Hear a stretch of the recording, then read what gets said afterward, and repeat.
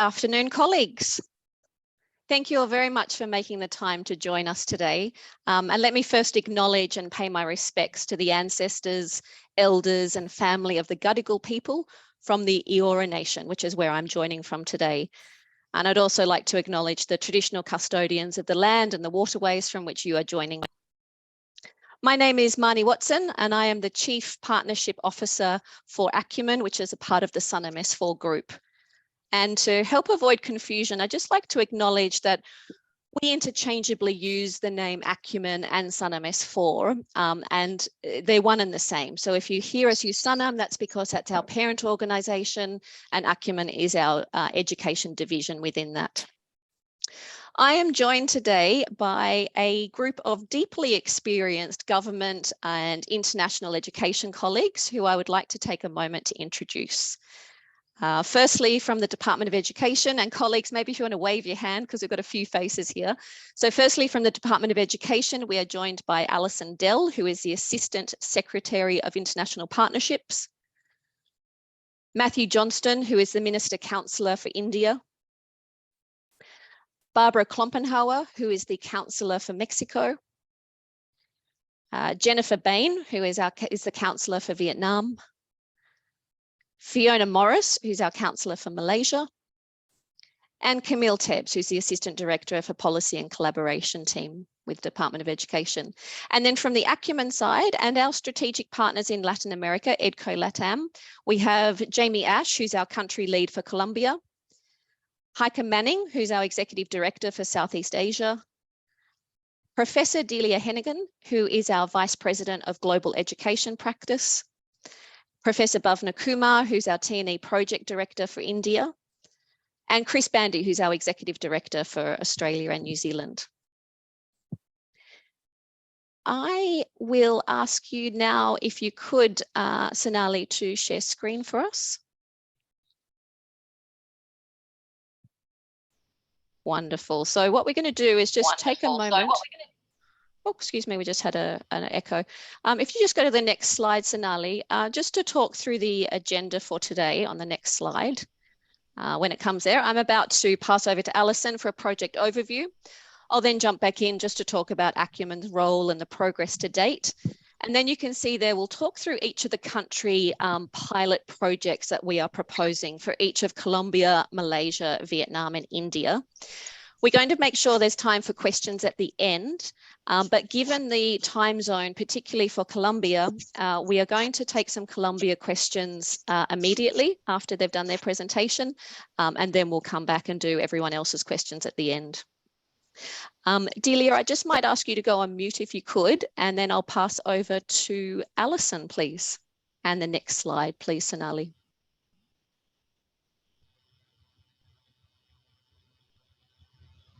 Thanks, Marnie. Thank you, everyone. Can I just check? I can't see Sonali's slide. Can anyone else? I can. Can I just get another colleague to confirm? We can. Okay, Yeah. Thanks, Bhavna. Okay, so Alison, okay, I don't think it's a big deal if I can't see it, but so I'm just very happy that others are able to. All right, so I might just kick off.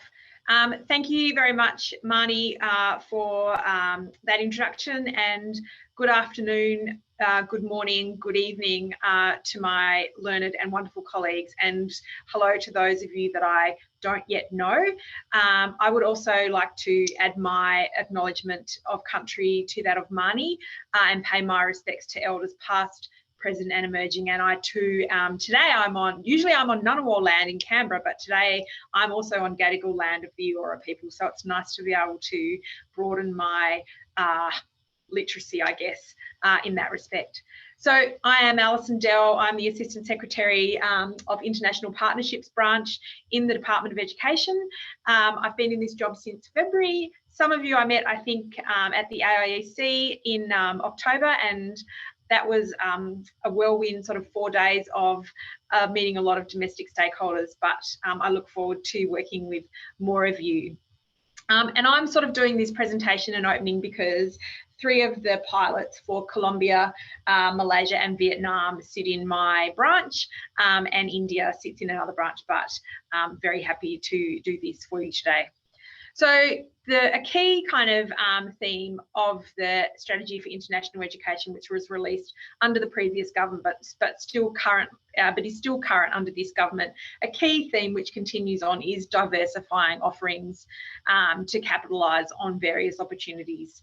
And the Minister has actually really publicly expressed his appreciation for the international education sector, and he's very interested in how we can diversify our offerings and also our markets. So the Minister has made really clear his interest in working collaboratively with the sector to consider and address challenges and pursue opportunities for innovation and growth. And it's part of my DNA as a public servant also to be very collaborative. So I'm very happy to be here with you today and look forward to doing more of these. The partners within our region have also demonstrated great enthusiasm for transnational education as a way of accessing high quality Australian international education at a more affordable price point. So this particular project is actually part of a broader suite of, or a broader initiative called the International Education Innovation Fund, and it was a $10 million kind of fund, and under this particular project it's $1.5 million has been committed to supporting pilots for innovative transnational education delivery. And I'm going to say T&E because, you know, I'm here from the government and we love our acronyms. So it's $1.5 million for innovative T&E in the tertiary sector, targeting these key regions, and the 4 of which we're talking about today. So the Department of Education engaged Sannam in April of this year to identify innovative T&E pilot opportunities and to help the sector to deliver the pilots. So many of you may already know our network of offshore counsellors. They are, to a person, experienced, incredible, clever, collaborative, strategic, amazing people, and they've been super busy sort of gathering the evidence which underpins the information resources that are available to support the pilots. So there is 1 information resource per country, and the first round of pilots will commence in early 2023. So we anticipate they'll explore the potential of collaborative online international learning, COIL, in Colombia, amplify established T&E models in India, which is already a big market for us, hybrid executive education programs in Vietnam, and micro-credentials in Malaysia. So what we're really seeking is education providers that are interested in exploring these particular T&E opportunities by developing and implementing these T&E pilots. And so this will obviously involve working with our fabulous counsellors and Sannam S4, who will assist to establish recommended T&E pilots and facilitate the sustainable partnerships with local providers. So Sannam will work really closely with the providers through the implementation and provide guidance derived from their extensive experience supporting education providers to establish T&E initiatives. So Sannam will provide a lot of in-kind support for those providers to do these T&E projects.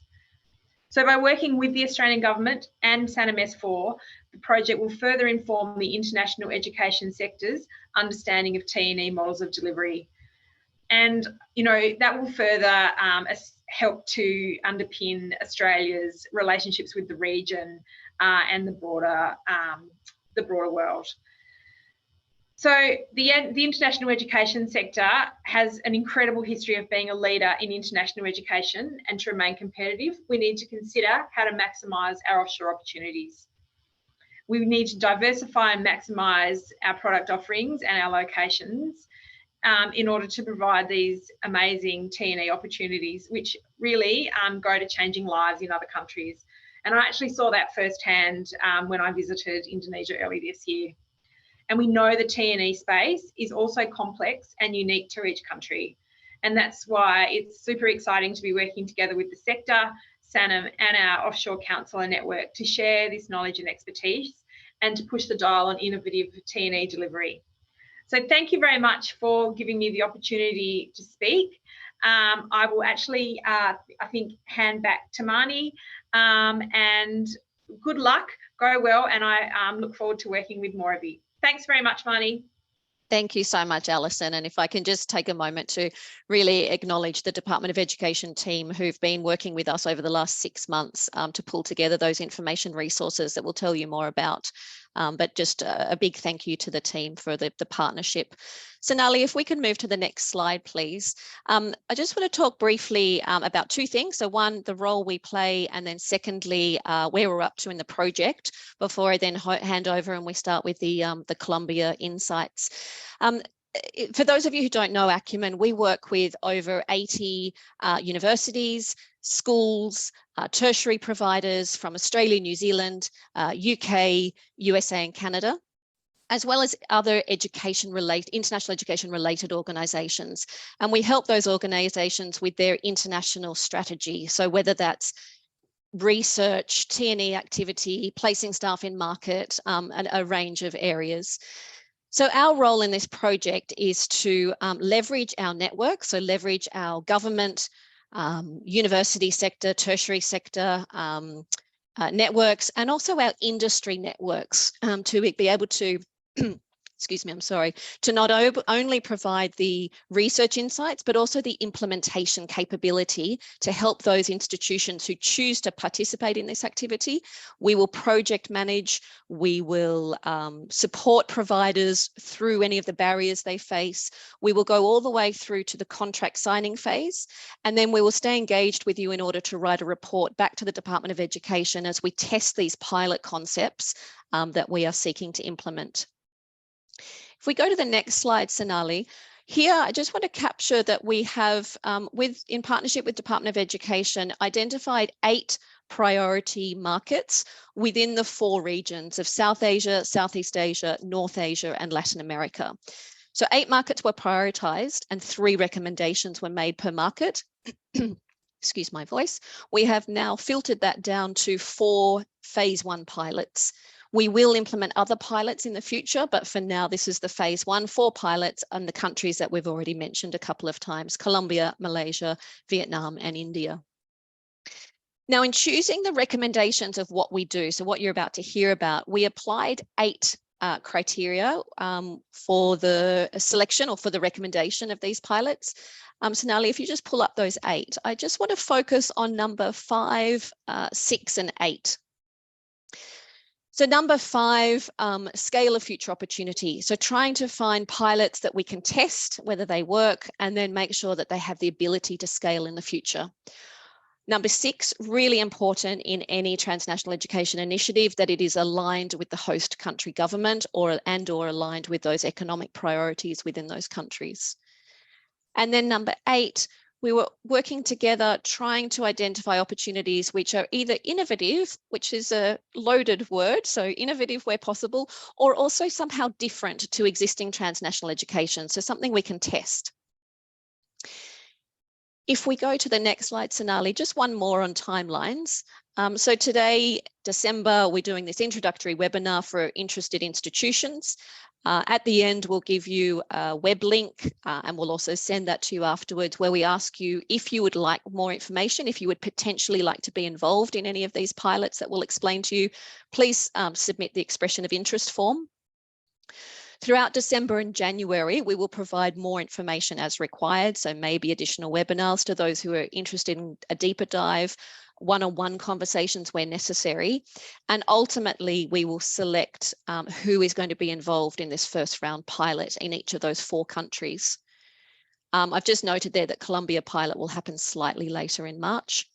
February to March is basically we begin the implementation phase, so that means we get started straight away on the contractual, the program, the introductions, the matchmaking, all of those pieces towards implementation, with the vision being that within 6 months, we are aiming to have delivery commence. So that means students beginning their study, their program with the pilots.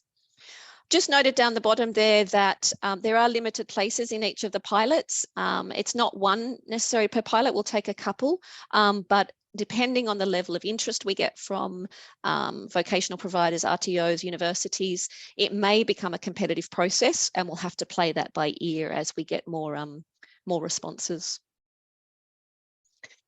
Now I'm going to pass over to my colleagues, starting with Colombia.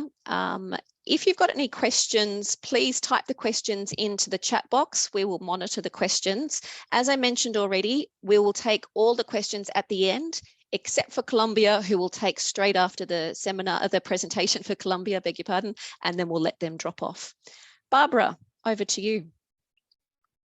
Thank you very much, Marnie, and thank you for the opportunity to be here with everybody today, and the opportunity to speak briefly to set the scene for the Colombia pilot planned in 2023. My name is Barbara Klumpenhauer, and I am the Councillor for Education and Research, the 4 Latin American countries that make up the Pacific Alliance bloc. That is Colombia, Mexico, Peru, and Chile. Based in the Australian Embassy in Mexico City, this councillor position is the newest in the Department of Education's overseas network and was created in 2018. In today's webinar, the regional country in focus is, of course, Colombia, where Australia opened an embassy in 2017 and has actively been building our bilateral engagement in the 5 years since. Education has been a central pillar of the relationship, and education is by far Australia's largest export to Colombia. Our department works very closely with our DFAT and Austrade colleagues in Bogota, given the importance of the education sector to Australia's diplomatic and economic interests. Colombia is currently the 5th largest source market for international students in Australia. And along with 6th largest market, Brazil, it is one of only 2 countries outside the Asian region to be in the top 15 source countries of students for Australia. Colombian enrolments have traditionally been in the VET and English language sectors, with around 5 to 7% of enrolments in higher education on average in the years leading up to Australia's border closures in 2020. However, there is real opportunity for Australia to increase the number of enrolments in higher education. Colombia has one of the highest outbound mobility rates in Latin America and a significant number of mobile higher education students that are currently choosing competitor countries for both undergraduate and postgraduate studies. At a government-to-government level, the department has been promoting mutually beneficial collaboration between Australia and Colombia, including by signing a new memorandum of understanding with the Ministry of National Education in March this year in the margins of the Colombia-hosted OECD Skills Summit. Under the agreement, we have a strong focus on higher education engagement, including in relation to online and transnational modes of delivery. At an institutional level, Australia's positioning as a higher education partner will be strengthened by efforts to develop closer faculty, academic, and researcher relationships with leading Colombian universities, which are essential for growing both physical mobility and transnational education opportunities. In addition to traditional agreements with international partners, Colombian universities are embracing the concept of internationalization at home as a key plank of international strategies. This concept also forms part of broader institutional plans to strengthen the quality of educational offerings. The focus is very much on ensuring a globally relevant education, not only for those who travel abroad, but for all enrolled students. For Australia, this increasing focus on leveraging technology to support international collaboration offers new opportunities to creatively engage with Colombian universities, build strategic partnerships, and lift the profile of Australian higher education in a diversification market.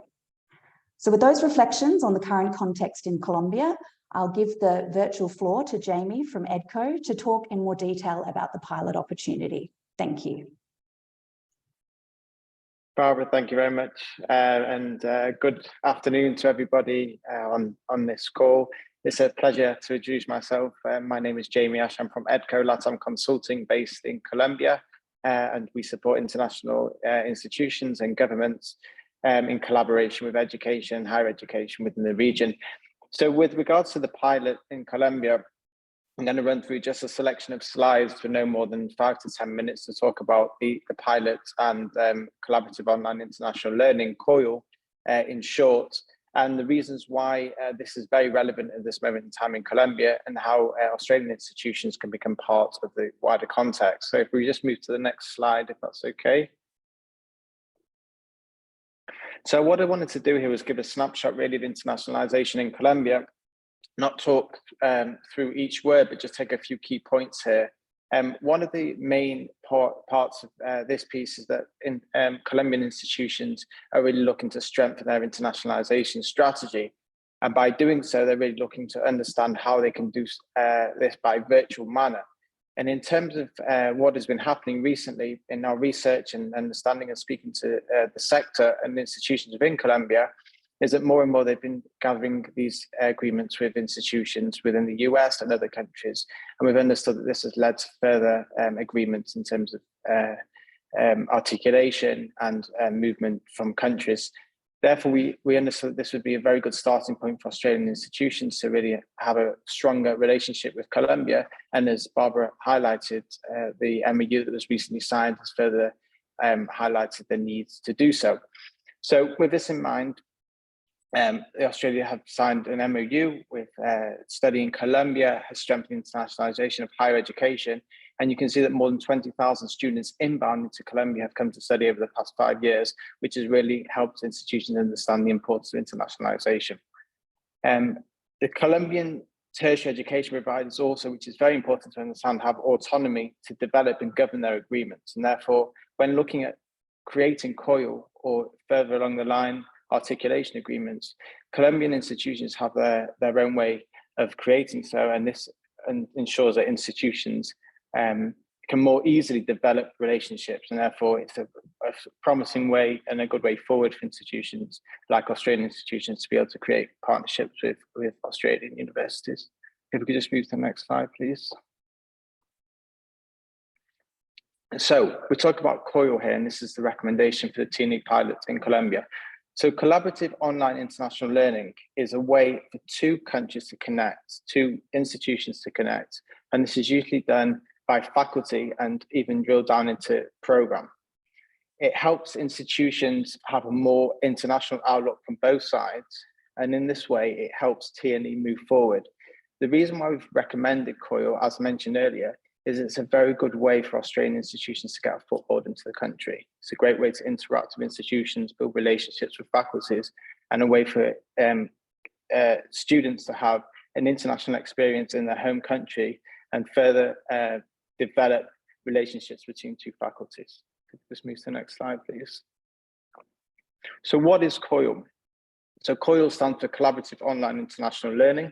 And it's a way, as I said, for overseas institutions to connect online and provide interactive and collaborative learning inside and outside the classroom. So there's a few key things to understand about COIL and why it's important. Collaboration and comparative learning between two more countries.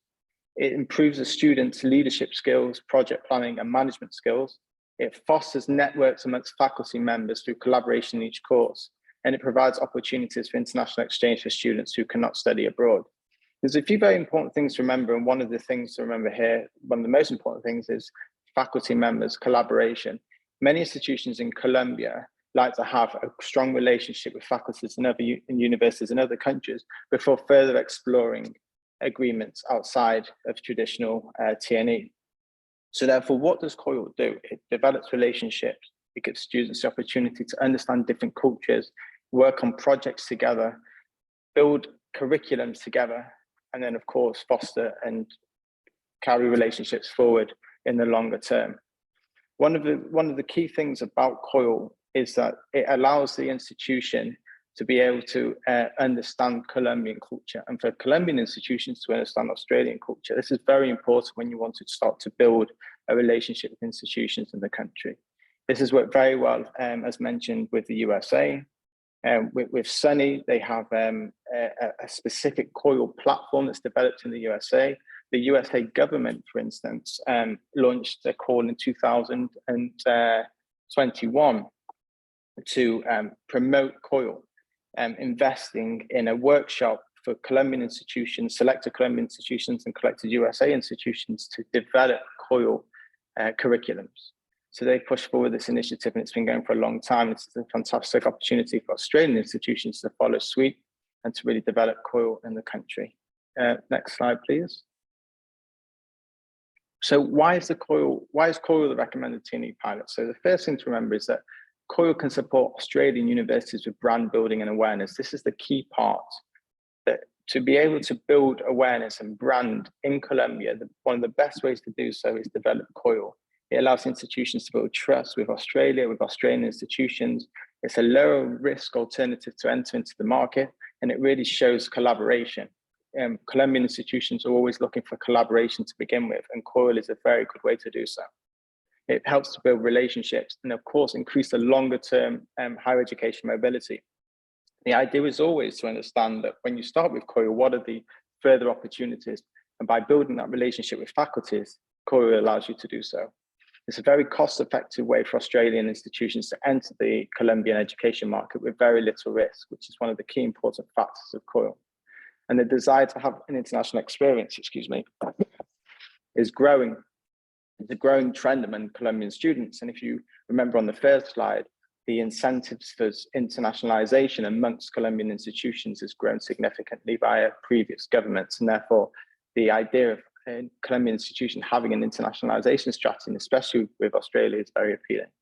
And COIL, of course, provides an opportunity to learn, share, and collaborate with students from other cultures. It allows Colombian students to have a macro perspective and global vision, and especially from Australia, being so far away, it really helps them to understand what Australia is about, what our Australian institutions are all about, and of course, give them an incentive to want to go and study in Australia in the future. And finally, COIL connects Australian and Colombian faculty members. This expands and builds partnerships. It's extremely important when you approach a Colombian institution to have something to offer them and to be collaborative and offer back. And I think that COIL is one of the correct ways to do so, and has a lot of opportunity in the future. So if we go to the next slide, please. So very briefly, how is a COIL module developed? Well, to be honest with you, there are various ways to develop COIL modules, but this is one of the key ways. So usually 2 academic staff, one from each faculty, along with 2 coordinators, 1 or 2 coordinators, will work together to define the student learning goals. This is always important. What is the goal? What is the student trying to get out of COIL? There's been various examples. One that I was recently speaking to in AFIT, which is a university in Medellin with one of their partners in the USA. We're talking about how to understand how can they promote red wine in Colombia. Colombia is one of the countries in Latin America with the least red wine drinkers. And in the USA, they have many refineries of red wine, vineyards, and they thought, well, what can we do in terms of marketing and product management and development and design to get red wine to Colombia, to promote Colombian red wine? So they worked on a project with a vineyard, with manufacturing on one side of the university and design and marketing on the Colombian side to come up with a project of how to promote this. These are just 2 inter-faculty, inter-program examples, but it shows that you don't have to have the same faculties to develop COIL, but more of what is the goal. And to determine the length of the COIL program is also very important. Usually it can be between 4 to 5 to 12 weeks. So it depends on the length, but that's the usual time of COIL. And the idea is to design activities that students can become involved with on both sides and select the types of tools used for collaboration. One of the important things that the academic staff will also look at is monitoring how the students work and what the learning outcome is. And then, of course, on the student side, it would be developing effective teams, discussing the course assignment and the content to reach the goal, complete a project-based activity as part of their coursework, and then reflect on both the academic content of the course and the international exchange that takes place. If we go to the next slide, please. So what are the next steps? Well, currently Barbara and I are working on a more in-depth webinar in February, which will have more information in terms of selection, what we see as the next steps post-webinar in February. But of course, if there is interest in COIL at this moment in time, we are asking to submit an expression of interest to join the Colombia COIL pilot contact list. We'll get in touch more about we'll get in touch further along the line about the webinar in February. There'll be a matchmaking process in March 2023 to link Australian and Colombian universities. That process will be based on the interests of the Australian institution and the interests of the Colombian institutions. We're already working quite closely with a variety of Colombian institutions to understand what their goals are, which faculties and programs they'd like to run COIL on, and what their aspirations are. And then we hope to have a capacity building workshop in March 2023 to discuss logistics and effectively how to create this COIL curriculum. And then that COIL will then begin in August 2023, all being well. Wonderful, Thank Jamie. you. Barbara, I'll pass over to you, Marnie. No, thank you both so much. Now, I have to confess to everyone that we've got a little technical glitch behind the scenes where we can't see questions at the moment, and there's possibly a situation where you can't even write questions to us. So what we're going to do is we are going to solve that problem in the background while we can. And Jamie, if you and Barbara need to drop off, then I'll take note of those questions, of course, and we'll pick up those questions with each of the individuals who've registered with us. Perfect, Marnie. Thank you very much. Wonderful. Now, just bear with me for a moment because I'm conscious that Porsanali is trying to solve our little technical glitch, which means I need to be in charge of screen sharing, which I wasn't fully ready to do. I'm going to confess to you all. So just bear with me for a second while I pull up the presentation to the right spot. And that the right spot means that we are now handing over to Fiona and Heike for Malaysia. Just please bear with me, everybody.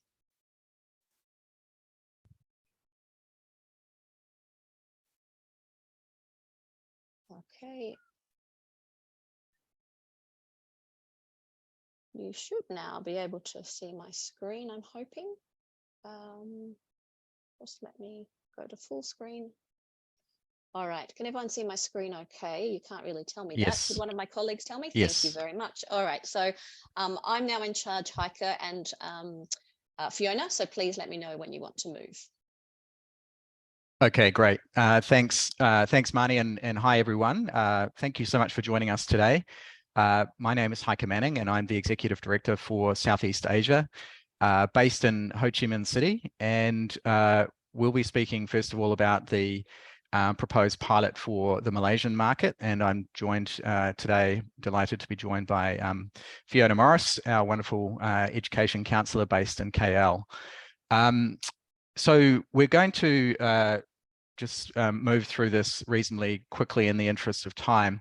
But just to summarize, what we're looking to do is, in a nutshell, for the Malaysian pilot, we're looking at a micro-credential, which would be delivered in blended format and in partnership with a local provider.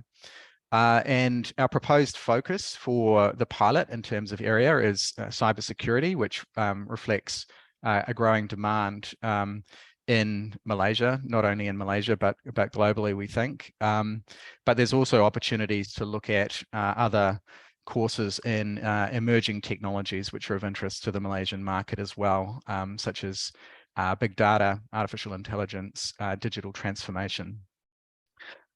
We're trying to focus the pilot, and we think the focus of the pilot should be primarily on professionals and industry, and we'll explain why a little bit later. And we would see, in terms of Australian providers, and I don't want to be exclusive on this, but that some of the Australian RTOs would be really well placed to deliver what would be quite practical, skills-based credentials. Next, please.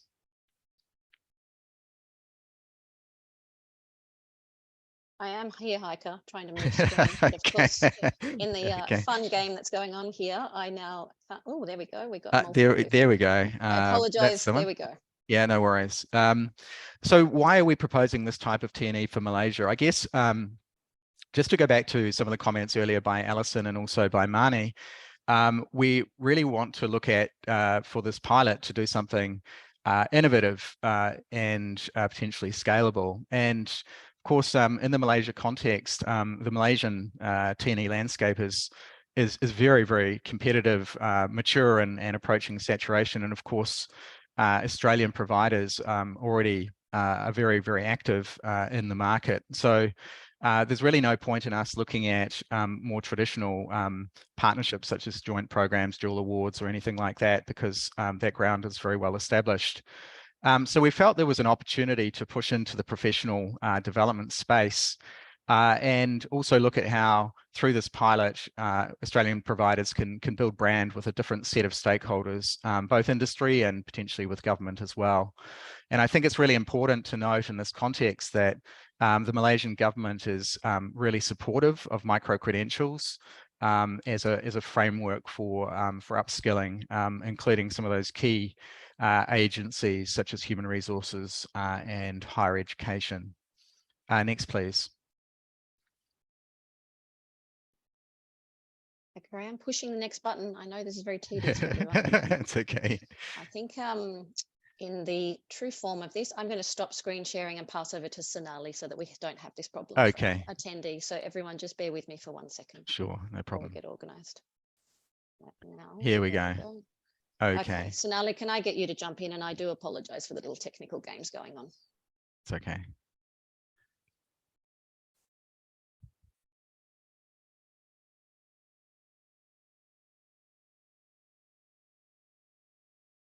Okay, next slide, please. That's it. Yeah.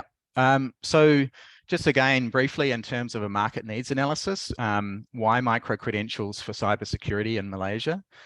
So firstly, just briefly, as I mentioned, if you look at the sort of very fancy looking diagram here, but if you look at the top part of it, you can see that there is obviously a lot of support for micro-credentials as a tool for upskilling Malaysian professionals. And we can see that through the release of government guidelines for micro-credentials in Malaysia. But there's also a recognition that Malaysian employees also need to upskill to respond to the changing workforce. If we move to the bottom part there in terms of why cybersecurity, as in many other countries, of course, we are seeing increased threats as people live more and more of their lives online. And so there's certainly a need at the industry level for organizations to be well equipped with people who are cybersecurity aware. And more broadly, there is very much, we assess an opportunity in terms of the quality of programs being offered in Malaysia at the moment. There are a range of micro-credentials in cyber being offered, but something with an international flavor to it. There are not so many as yet being offered in the market. Next, please. So in terms of this pilot and this project, we've already started doing quite a bit of thinking around some of the key design considerations for how this might look. And there are 5 things that we've looked at so far, which we'll touch on in the following slides. So target customers, delivery model, pricing, channels to market, and delivery partners.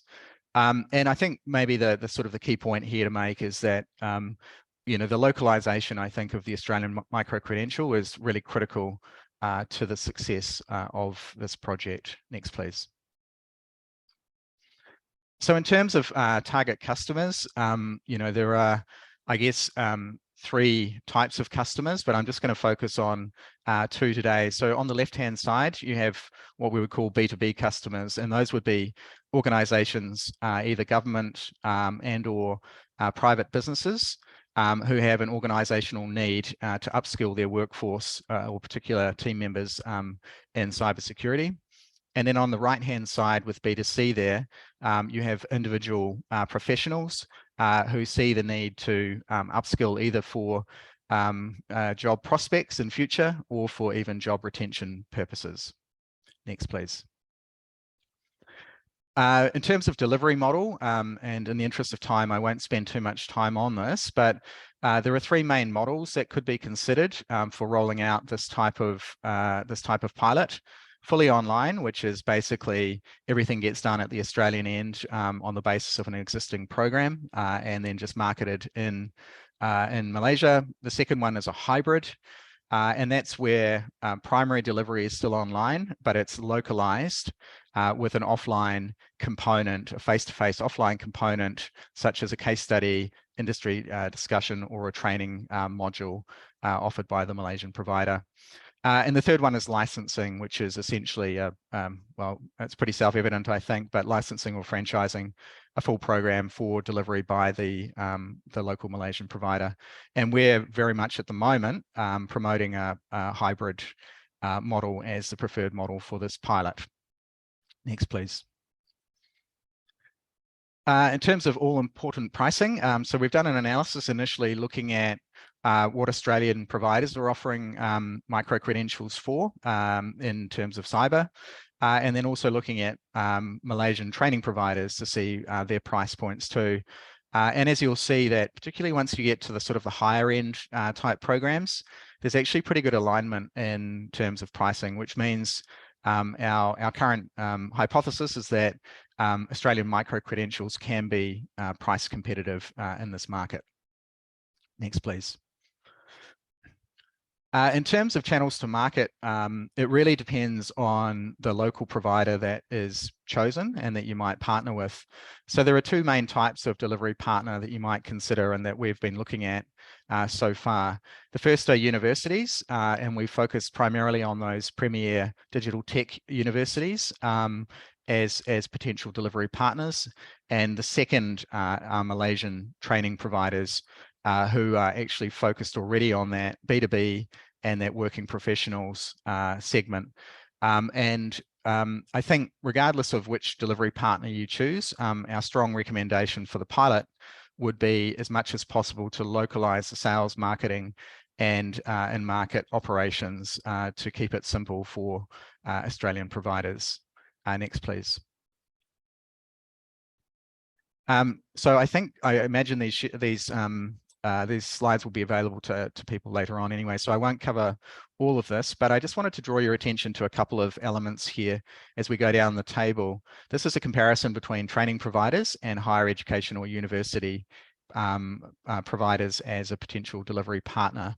And if you look at pricing again, which is the third from bottom, you'll see that there's different price points depending on which delivery partner you work with. So the local training providers are already offering programs sort of more in the ballpark of what Australian providers would offer their micro-credentials for, compared to the local universities that tend to offer cheaper micro-credential programs.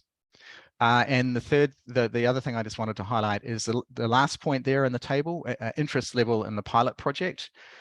So we've actually already begun outreach to a range of potential delivery partners. And what we've found so far, and this is a bit of a generalization, but so far, the training providers have indicated a much higher level of interest in being involved in this pilot, which is not to say we won't end up with a university partner, but certainly to date, the interest has been more from the training providers.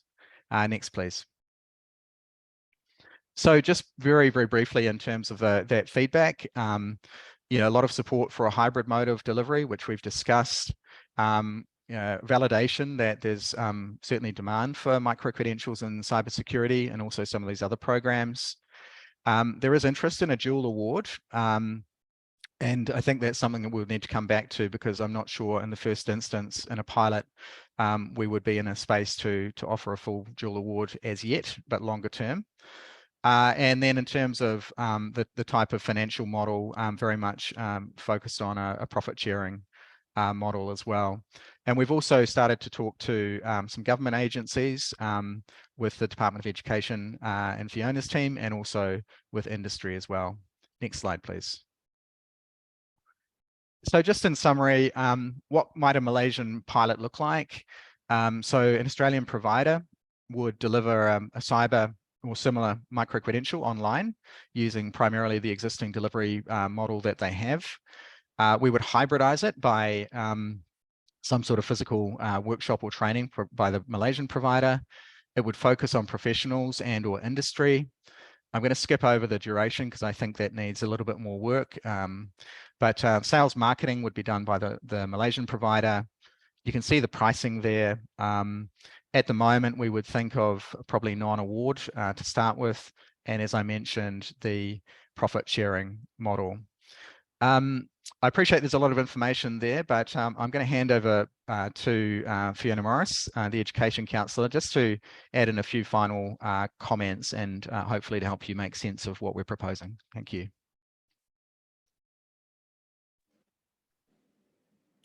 Thanks very much, Heike. Hi, everybody. Thank you very much for joining us today. I'm speaking to you from Singapore.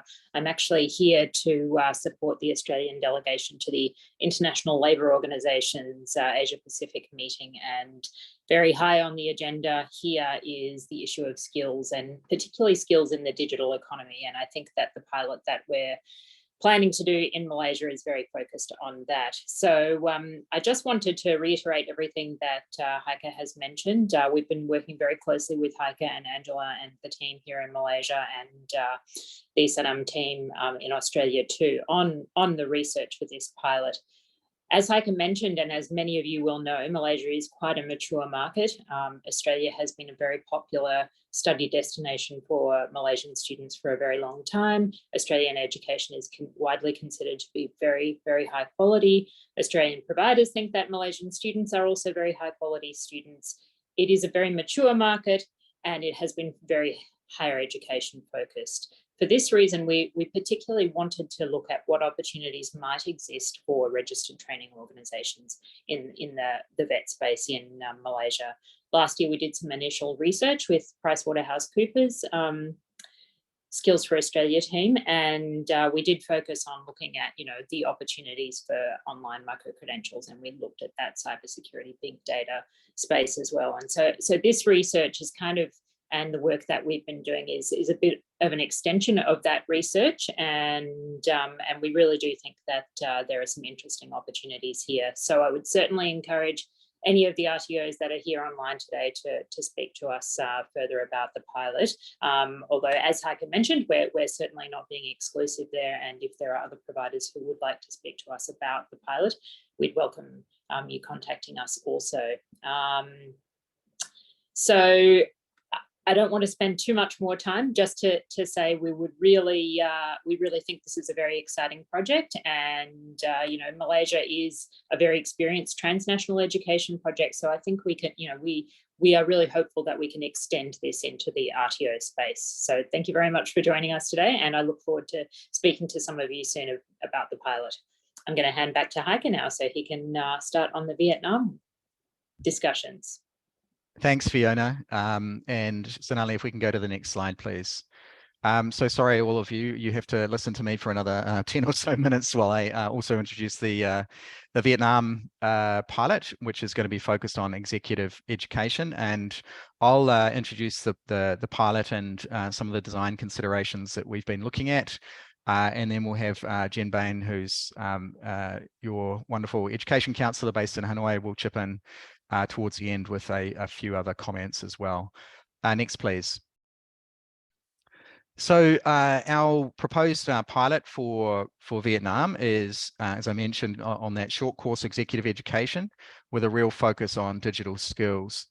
And part of what's driving that is, there's a range of reasons. One is that, we see already huge amount of activity and engagement by Australian providers who are having a lot of success in sort of more better known T&E projects and models such as articulation, joint programs, and so forth.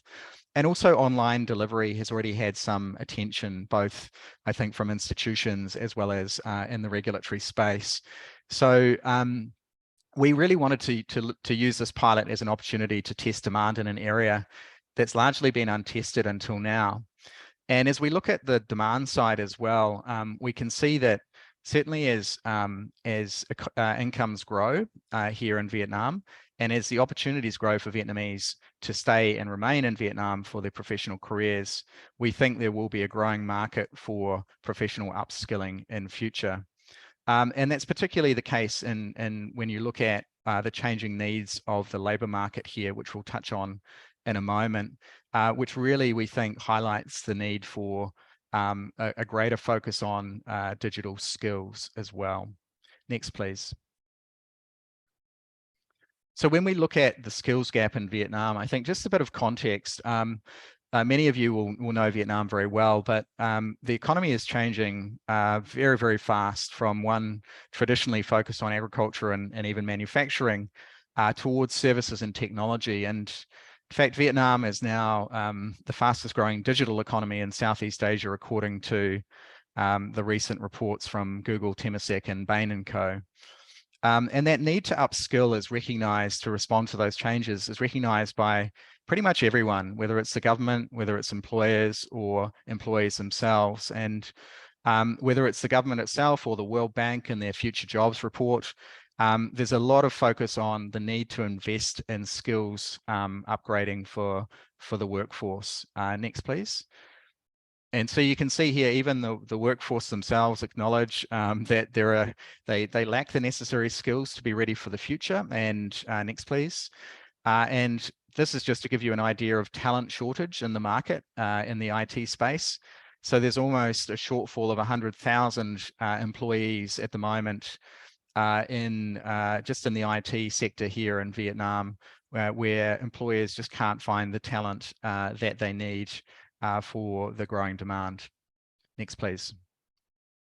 When we look at the solution in terms of supply, there are local executive education programs being offered at the moment, but there's really not much in terms of international quality offerings which are customized to the Vietnamese market. Next, please. So just as with Malaysia, we've started to look at in Vietnam some of the key design considerations. So target customers, delivery model, pricing, and local partners. Next, please. So target customers, as you can see here, starting on the left-hand side, of course, businesses would potentially be one potential customer with a B2B type channel. But we think on balance, probably the better place to look and to focus on will be on professionals themselves, and really focusing in on those professionals who are in sort of mid-level and above management and with some leadership experience, and those that are either leading digital transformation projects or who are managing digital teams. There may also be a secondary market, we think, in graduate students, those who are looking to supplement their formal education with another program to sort of give themselves an edge in the labour market. Next, please. Again, in terms of delivery model, there are those three main types of delivery model. So wholly online, which would be delivered entirely by the Australian provider at distance, a hybrid model, and a licensing model. And again, for the pilot, we're tending towards the hybrid model at the moment. Next slide, please. And the reason for that is it does provide that valuable sort of localization, which we think is really important, and particular an identified need for some Vietnamese language support during the training program as well. And licensing, we think, is also interesting, and there's some interest from local providers to operate on a licensing model.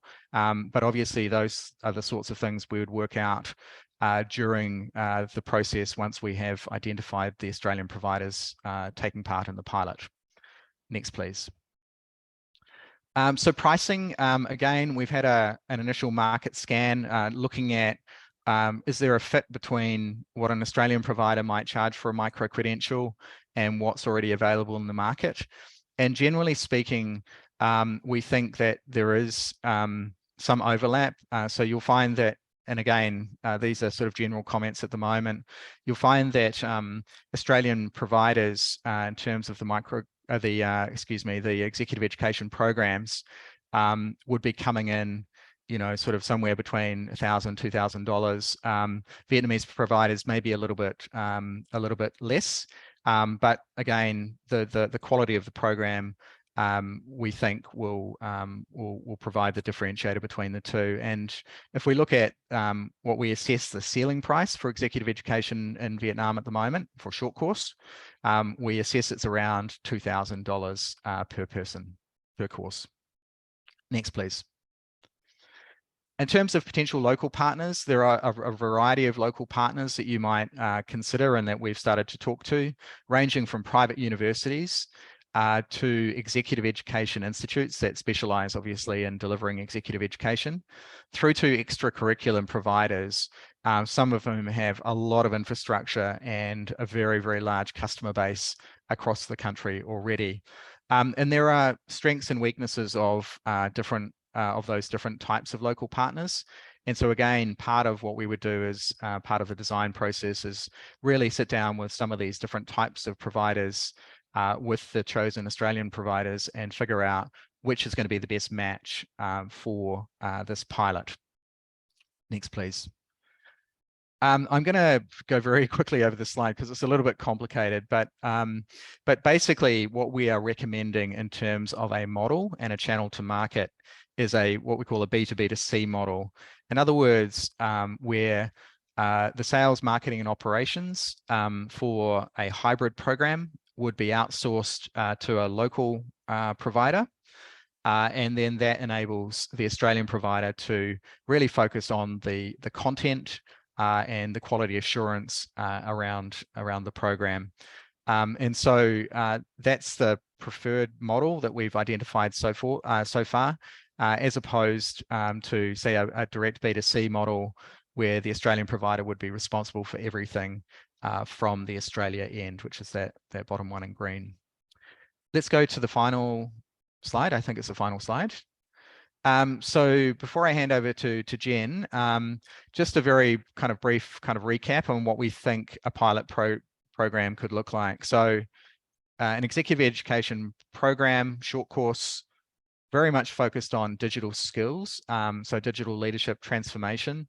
So these are not coding skills, or these are not sort of very technical training programs, but they're much more for that sort of management and leadership type professional. Targeting working professionals rather than necessarily businesses, with a retail price in that bracket there. Delivery in a hybrid format, so primarily using an existing delivery platform that an Australian provider has, either through synchronous or asynchronous delivery, and then supplemented by that local offline component, which would just bring it back into the Vietnam component, the Vietnam context. Sales, marketing, and operations managed by the local partner, and the financial model would be a revenue or profit share managed through a simple business cooperation contract, which would be easy, relatively easy to set up, he says, with his fingers crossed. That's it from me, and I'd like now to hand over to Jen Bain, Education Counsellor, to just offer a few framing comments as well. Thank you. Oh, thank you, Heike, and thank you for the comprehensive presentation. I definitely don't need to provide too many framing comments in response to that. I'd just like to acknowledge all the work that you and your team have done to get to this point. I'd also just like to acknowledge that normally I would have Leha from my team joining today as well, but she's having some well-deserved leave after a busy couple of weeks in Vietnam.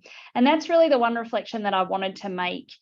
I see many familiar names on this call, people who I've seen in this office here in Vietnam throughout the year. Vietnam is an incredibly busy transnational education partner country at the moment. We are seeing a lot of activity in the areas of articulation, a lot of activity in the development and delivery of joint programs, and of course, quite strong interest from Vietnam on having additional branch campuses here. There needs to be some regulation change to make that happen, but certainly there's strong interest from the government of Vietnam in all of those areas. Just to highlight, last week, Chairman Huey, who's one of the top foremost important politicians in Vietnam, took a delegation to Australia to meet most of our parliamentary leaders, and the delegation was largely education focused in all of the areas that I've already mentioned. What Heike and I really wanted to do with this project is find a gap.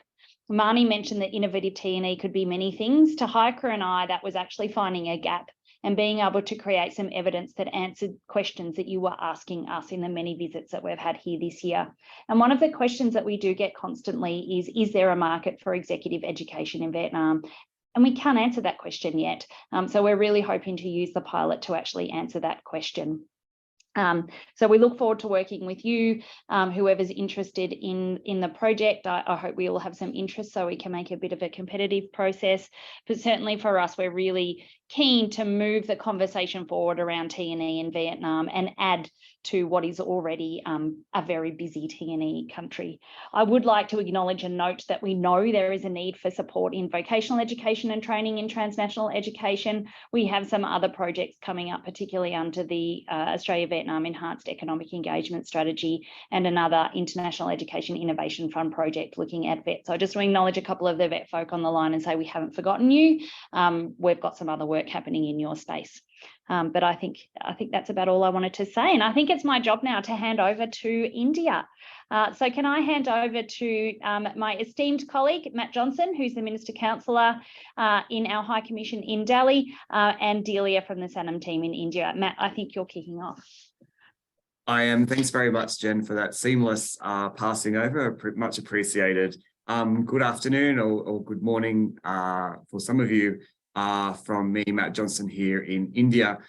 Like Jen, we've seen many of you many names on this call today that we've seen here in Delhi, and that's really great. And it's really good to see your continuing interest in India. I guess we don't really need to reiterate the context of the Australia-India relationship writ large, and not just in education. It's at the strongest it's ever been. Earlier this year, we executed a free trade agreement, which was completed in the second go in record time. The governments of both Australia and India, and indeed the connections between people between the two countries, are growing stronger. And it's really a very exciting moment to be working here in India, particularly in education and skills. Many of you will know the context of reform that's happening in India and the pace at which this reform is occurring, particularly in the higher education sector, arising out of the NEP 2020. We are seeing, much like in Vietnam, a very busy space in terms of exploring the TNE opportunities that have now been liberalised here by the government of India for further international collaboration and partnership. The level of activity from competitors is very strong. India is very much having its moment in terms of attention from many countries all around the world, and including many of you on this call today, which is all very positive and good things. The ministerial visit by Minister Pradhan in August this year really has taken that discussion and our cooperation from a government to government perspective to another level, having met new Minister Jason Clare as well. We are very shortly, well, early next year, we'll be able to announce the outcomes of the joint task force that both governments established, focusing on qualifications recognition, which really came at a time where India is bedding down its reforms in the qualifications reform space, as well as introducing opportunities for T&E into the higher education landscape here in India. Flowing on from that work, next year, our joint task force will evolve to focus on T&E delivery across skills or vocational sector, and particularly higher education. This is aimed to give both governments a mechanism or an opportunity to work collaboratively on the shared interests both countries have in increasing transnational delivery opportunities both ways. So the working group, which is still being evolved, and the task force is still being evolved and will be implemented next year once we've resolved and announced the outcomes of the qualifications recognition work, will really be focused on guiding and further deepening our collaboration and looking at opportunities for removing additional barriers to T&E delivery between both countries. This project, and Delia will talk a bit more about the chosen pilot and the particular models that were canvassed as opportunities for delivery by Australia into India, really comes at a good time in terms of putting some practice around some of the government discussions. So the pilot will be a critical learning or critical opportunity for learning for the government-to-government work that we are tackling around transnational education, regulation and delivery across both vocational and higher education sectors. As you'll hear today, we're wanting to, in our pilot here in India, build on what is already happening in India in terms of leveraging the liberalisation and change in regulation that is occurring here, but to add a different twist or a different element to it, focused on work integrated learning, given the strong push here in market that we are seeing around employability skills and enhancing the quality of education delivery. So this is all to say that we're very happy to be working closely with the team at Acumen and Sannam S4 on looking at how we can roll out some of these new T&E opportunities, and maybe look at how we can push the envelope in terms of what has already been legislated in India for our mutual benefit. So I'll hand over and introduce our colleague Delia, who will take you through more of the detail around the pilot we're looking at rolling out here in India. Thank you, Matt. Thank you very much. Hello, everyone. It's a pleasure to be speaking to you today. I'm actually speaking to you from Boston, having just flown in this afternoon, so I do apologize. I'm using my phone because my laptop does not want to recognize the hotel Wi-Fi. So apologies if I'm sort of slightly clunky with the slides. Sonali, can you move to the next slide, please? Thank you.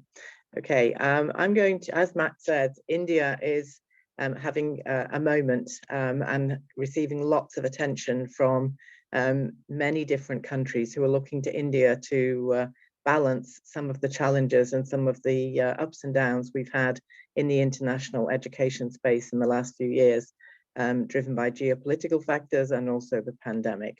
So India is extremely busy at the moment across all aspects of international education, outward mobility, TNE, etc. And from a range of countries, the usual competitor countries, the usual suspects, such as Canada, USA, UK, and increasingly European nations as well as Australia are really focusing on what can be done in India, how they can change the engagement.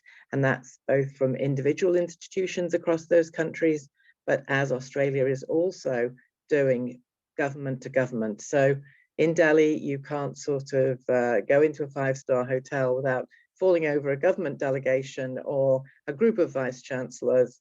It's sort of like a revolving door in all of those places. So lots of activity, and driven by those factors I've just mentioned. The fact that China, we have to look at other options, we have to manage our risk, we have to spread our engagement. So India is obviously the next large provider that everyone has turned to, and we have seen India overtake China in many countries in terms of the outward mobility. What's always been a challenge in India, and I've worked in India for coming up for 25 years, I think now, has been the TNE space.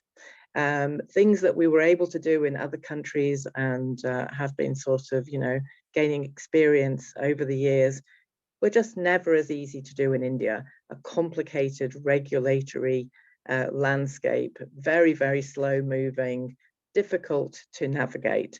And all of that meant that really India was very much about outward mobility. People did try, and there were lots of things that went on in years past where individual institutions or governments tried to pump start something, and we all kept thinking, yes, this is going to be the government or the parliament when the regulatory environment will change.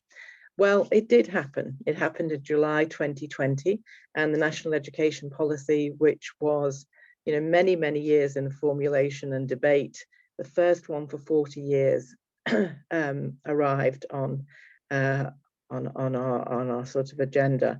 Now, it's an amazing document, 400 pages long, very, very dense, but seeks to achieve a huge amount in the 15-year timeline that it sets out for itself. Now, not everything there is going to be achieved, and not everything there will be achieved in the way it was originally formulated back in July 2020. It came at the start of the pandemic. It was a time when, shortly after it was put out there, India had to grapple with some very grave challenges. So for a year or so, it took a back seat in that situation. However, with the appointment of Minister Pradhan, it was Prime Minister Modi's note to everyone that this was a key piece of policy that he was personally committed to. Changing the education landscape across India. And as Matt said, because of this document, it really is a very exciting time to be working in India, and a real privilege actually to be part of some of the developments that are going to make significant change to opportunities for young people across this amazing country. So it is fantastic to see it. It is not all going to go easy, and lots of the work that's already been done, and people had been doing TNE in India, so it's not about you know, starting it off from a completely blank sheet. T&E is there. Institutions have been successful, and Australia in particular has a track record in that space of getting successful T&E off the ground. However, it's not sort of in any way comparable to some of the other countries we've been looking at, such as Malaysia and China, of course, where it is much, much more well established.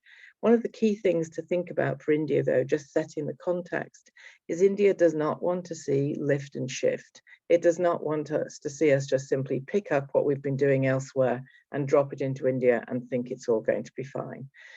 It is very important to develop, evolve, and partner with India and India institutions to achieve models that really benefit India and meet the needs that are contextual and specific for India's economic development. So that's one of the key mindsets we must all think about. It, you know, bringing the learning and experience we've had elsewhere, but making sure that it is modeled and tailored to the needs on the ground in India. So the NEP, this really, you know, incredible policy document, very much supported by the government, likely to have government support into the medium term, lots of work going on in government to government space. It touches every aspect of education across India, from early years right the way through lifelong learning, vocational as well as higher education. And that's what makes it such a powerful document. But I think it's very obvious to those of us who work in this space that higher education is a priority, because higher education is seen as a way of opening the door into all of these other spaces where change is needed. So I'm just going to talk a little bit, very briefly, about the higher education changes that mean that this is the time for us to be having these conversations with Indian institutions. One of the key elements for higher education in the NEP is a focus on internationalization. It is clear that it's accepted that internationalization can be a driver for change across the sector in India. And so there is a clear thread that is woven through the whole document about international partnerships, international benchmarking, working together to drive change in India. Changes can be very quickly divided up. Regulatory changes. So one of the challenges in T&E in India previously was the regulatory environment I talked about just before. Very complex. Were you talking to the UGC, the AICTE? Did you need to involve professional bodies, etc., etc.? The NEP will introduce the higher education one regulator, the Higher Education Commission, and the other regulators will, with certain exceptions in the professional spaces, medicine and law, etc., come together under one umbrella organization. There's also a commitment to reducing the amount of regulation, to allowing institutions to have much more autonomy, to simplify the structure of higher education in India. So you don't have so many different types of universities and things like that. So lots of that work is going on. There is also work to develop the Bank of Academic Credit. One of the key things alongside internationalization is the introduction of flexibility into the India space, flexibility and mobility. It's all about equity, inclusion, and access. So allowing underserved sectors in the past to come to the fore and have those opportunities.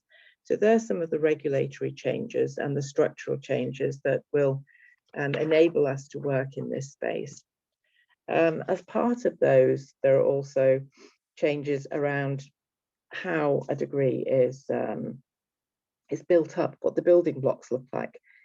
Prior to NEP, it was a 10+2 and then into tertiary education in India. This will now change and we'll have a much more bite-sized chunks, 5+3+3+4. So the degree programs will move from 3-year to 4-year. PhD and master's program structures will change. You will also have a lot of change around the curriculum and the teaching and learning methodologies. So very much moving towards outcome-based, moving away from the didactic, prescribed curriculum. All of those things are going on. So I know that many of you know this already, and you've probably listened to webinars on it many times. But those requirements are what are making TNE so powerful in India for different types of engagement, because a lot of those developments are things that Australia can bring expertise and experience to share with India. And so that's where TNE can really not just benefit students with bringing them different opportunities, but also bring benefits for their institutions in terms of how they can leapfrog some of the challenges that some of those changes will bring, and with partnership be able to deliver that change much more quickly. So that's a little bit around the context of what's happening in India. And it's a really overheated space at the moment. People are dashing around having conversations with everyone. I can tell you that certainly what I've noticed, and you can get a little bit skeptical sometimes when you've been working in India a long time, thinking, oh, another policy document, and it will be parked on a bookshelf and nothing will happen. This is not the feeling that you get when you look at this policy document. This is a live, actionable, happening space, and change is coming and has already started to come. As I said, things started to move about a year ago now, and they're accelerating. So it's a space where lots of, and what I've noticed in particular, which I think is why I'm very optimistic about how this will happen and how quickly it will happen. It won't happen in a neat way, but it will happen, is the interest from Indian institutions. As I go around India and I'm attending conferences or attending different trade delegations from lots of different countries, because as you know, Sannam, we work with many different countries. What I get from the India sector is a real energy and interest in this space. And that's what's going to happen. And it's coming from the vice chancellors, the pro-vice chancellors, the deans, the individual faculties, right the way through. It's not just coming from the centre. It's not just coming from central government. It's not just coming from state governments, although they're very active. And that's an important aspect to remember in this, that, the state governments are very much driving an agenda here for their own statewide systems. It's also coming from colleagues who are at the coalface every day, wanting to develop opportunities and courses that meet student needs. So it's a really interesting space to work in. Delia, I need to give you a little 2 minutes to go, just so you're aware. Okay, so I'm going to move very swiftly on then to, that is sort of a little bit of slide 2. I think I forget about my slides, so there we go. National education policy we've done, TNE regulatory environment. UGC has recently brought into play some new regulations. They have identified 3 ways in which they will allow TNE arrangements to go forward. That is twinning, which is the Indian terminology for basically exchange programs, dual awards and joint awards.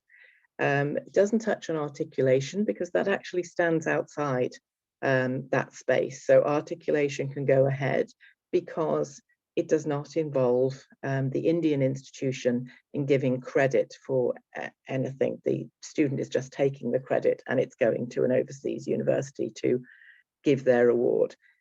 Dual and joint awards, we all know what they are, and the regulations are set out quite clearly as to what you can do. The key thing is that there are about 230 institutions in India that are allowed to have the freedom that the UGC change in regulations has brought in, provided they are partnering with the top 1,000 university in the QS rankings. So that means they don't need a rubber stamp to say they can go ahead and do it. They have their autonomy to do it themselves. Other institutions that don't come within that, so either are not within that 230 to 250 group, or who are not in the 1,000 QS rankings, can still partner. They just need to get permission from their regulatory body. So it's not a closed door, it's a slightly ajar door. that will open wider as we progress through the next few years. So because of that, our model is not trying to reinvent the wheel. It is not saying that, you know, we're going to bring something totally new to the TNE space in India.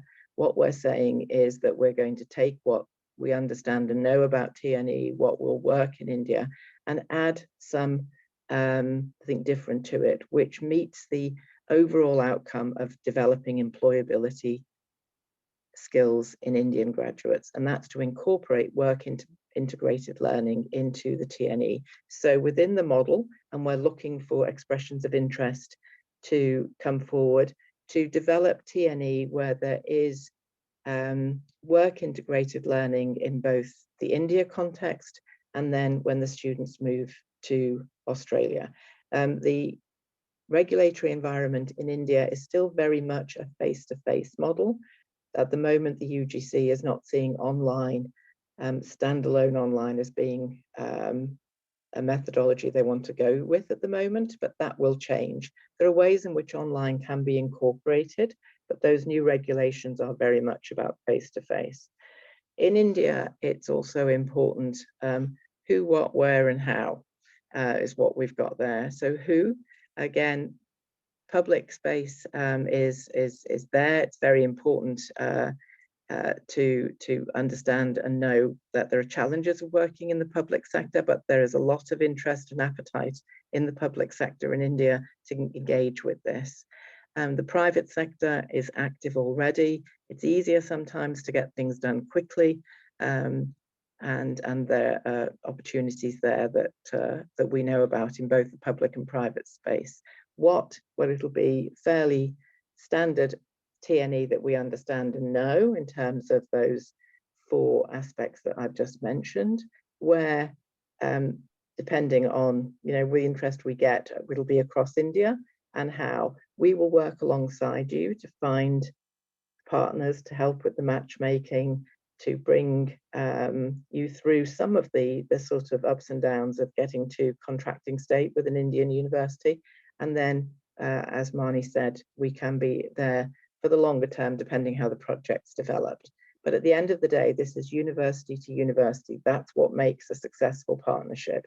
And finding the right partner is what's key, and building that deeper engagement and getting that mission and vision match so that you're both going along the same route. It's going to be bumpy. There are times when things won't go quite smoothly, but it's definitely worth the journey. Thank you, Delia, very much. And I also just wanted to acknowledge that off camera, but we also have Professor Bhavna Kumar, who has joined us previously. She was Vice President with the Amity Education Group, head of their International Business and International Partnerships division. So, you know, some really powerful knowledge and experience between Professor Bhavna Kumar and Professor Delia Hennigan for the very important India piece of the project. Matt and Delia, thank you so very much for that. I am just going to move us to the very final repeat of a slide you've already seen, just as a reminder for next steps. If we could go to the next slide, Sonali. Here we go. Yep. Okay. So what you're going to see on the next slide is a web link. On the next slide, Sonali, if you could. There we go. So what you're going to see there underneath the 5th of December section, you can see there a landing page. That landing page has a summary of the project across all of the countries, all of the markets. It will momentarily have the information resource documents uploaded there. It's got down the bottom a link through to a frequently asked questions section, which I'd strongly suggest you read through because I think that probably gets a little bit more granular. And I would just encourage you to reach out to myself, Chris Bandy, Mark Taylor, reach out to any of us. We will obviously follow up this briefing with the information with the slide deck. But also on the landing page is where you'll see the very simple expression of interest form. That's really the next step for everybody. So if you are interested, if you've got the time and energy to get involved in this project, as you can see, we're trying to move very quickly. Please fill in the expression of interest and we will go from there, with the idea being that we select involved institutions and we get going around February. I am now just checking for questions. Okay, great. Mark's just put in his contact details. Wonderful. Thank you, Mark. So Mark's our project manager. You can reach out to him anytime. So with that, would anyone like to ask any specific questions before I wrap us up for the afternoon?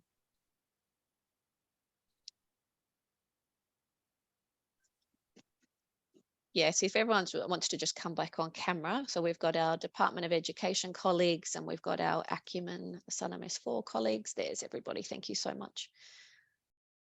Brilliant. All right. I think, Sonali, we can stop sharing for a moment and just eyeball each other for a second before we wrap it up. Would anyone like to send any questions in? All right, if there's no questions, I want to thank you all so very much, particularly to my Department of Education colleagues, my Acumen colleagues, to Jamie, who works with us for Latin America from EDCO, you know, to make this work over the last 6 months and especially to make this work over the next 18 months ahead. It's really about partnership. It's about working together with really close communication. So a big thank you to everyone who's been involved today and to institutions who are thinking about getting involved. Give us a call, send us an email, and we really look forward to sharing more with you and working in partnership with you. Thank you, everybody. Signing off. Bye-bye.